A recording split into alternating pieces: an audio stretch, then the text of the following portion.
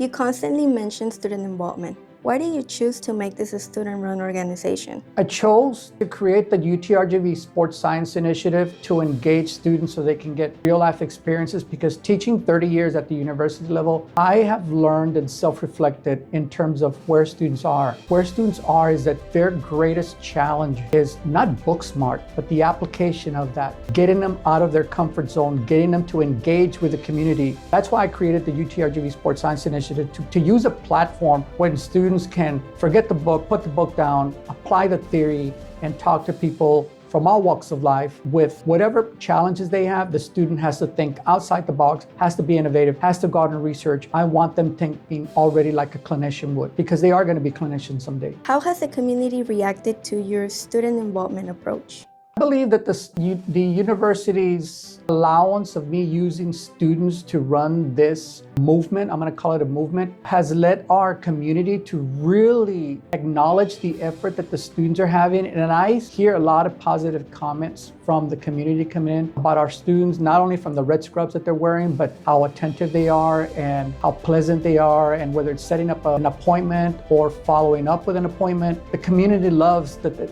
this is student-owned and student-run. How has your passion as an athletic trainer influenced your career as a professor? I do what I love, and I love what I do. It is that simple. I train athletes, I use sports science on them, I walk into the classroom, I tell their stories, and I show students the application of how sports science can actually improve any athlete's ability, whether it's male or female. Again, I do what I love and I love what I do. I wouldn't change anything about what I do. Training an athlete, the way I like to approach it is you divide it, you identify, you perfect, and you connect. You strive for one purpose, to win. I see what I coined the academic athlete as the second athlete that I train, and I use the same approach. These individuals are approaching a graduate program that is very, very competitive. And in essence, they need to win that application cycle. They need to win an interview. They need to walk into the interview. They need to excel. So in some sense, it's like I am training the academic athlete, where the objective is to win. The objective is to gain access, to gain that spot in the occupational therapy cohort or the physical therapy cohort. In my mind, there is no difference in training the athletic athlete and training the academic athlete. How do you bring the topic of red light into the classroom? I'm so passionate about this, I can't stop thinking about it. I think about it all the time.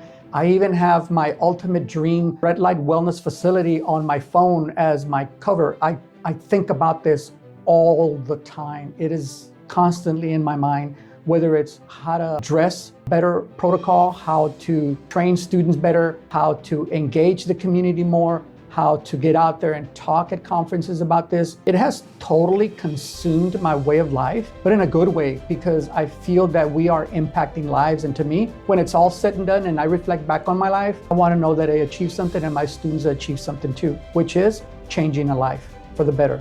Can you talk about your first red light team?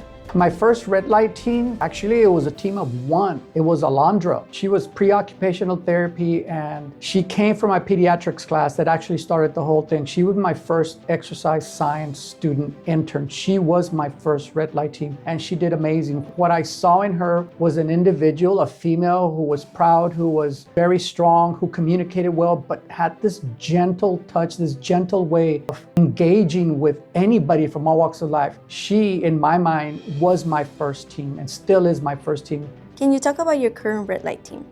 My current red light team, what can I say? I'm proud of them all. A long time ago, I had an athlete ask me, out of all the athletes you had, which one is your favorite? And I said, no one. They're all the same in my eyes. She goes, good answer. I was waiting to see how long it took you to answer that. If somebody asked me which one has been your favorite red light team, Redlight Wellness team, and I've had now 3 officially, on an average size anywhere between 8 and 10 students per team, they're all the same in my eyes. They all are special individuals. They're all driven. They all have challenges, but they're all very beautiful people inside, and they bring their own special attributes to the team. And that's what makes each and every team that I've had very special and very unique. I will not forget any single one that ever has been on any one of my teams. What can you tell future students if they ever want to join a red light team?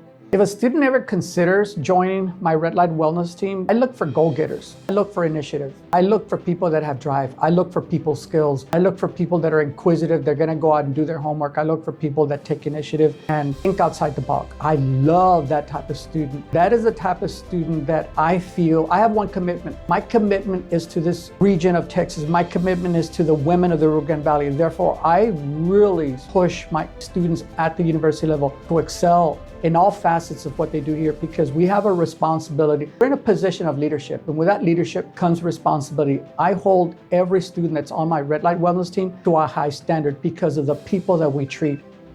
Redlight Wellness, women embracing the light.